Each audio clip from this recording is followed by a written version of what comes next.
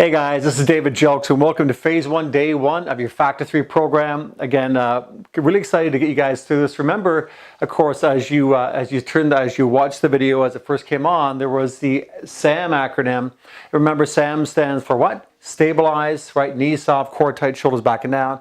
Activate, think, focus, palpate the target muscle, and the last thing you do is move, right? So stabilize, activate, and move, think, feel, and do. And of course, and that's the whole premise of all training. So it doesn't matter what we give you. If you're not SAMing it, you're not doing it very, very well. So let's get into the first exercise here. Now, of course, you know the program. We do exercises in blocks of 3, the microsets. You notice the first exercise has 15 repetitions.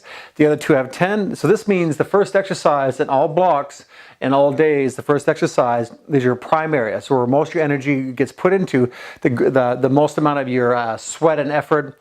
When you get into the 2 secondary exercises, they're not as challenging, but they're still relevant, right? So we want you to really push the first one, and we put a lot of your energy into the first exercise. The second 2, again, they're not lesser than. We're just doing less volume, so we don't have to lift a lot of heavy weight with it. Really want you to focus on technique only, right?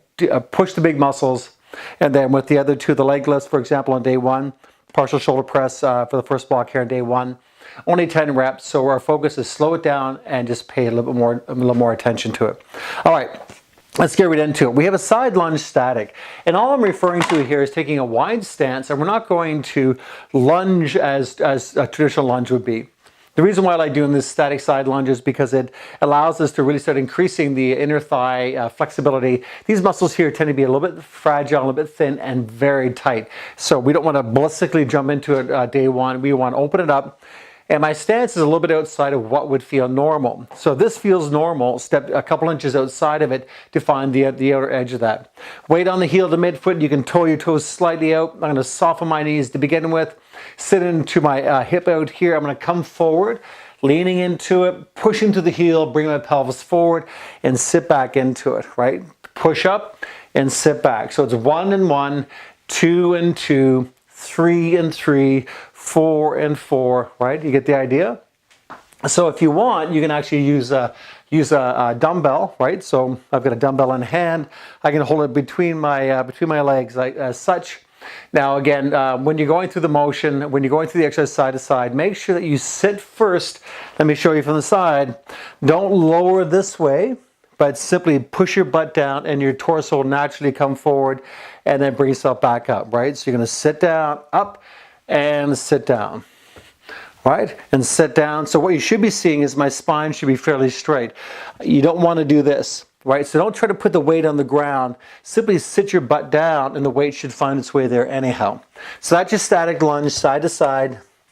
Second exercise here, we'll get into our leg lifts, right? So there's a few different ways we can do them. So let's show you the way I intended these to turn out.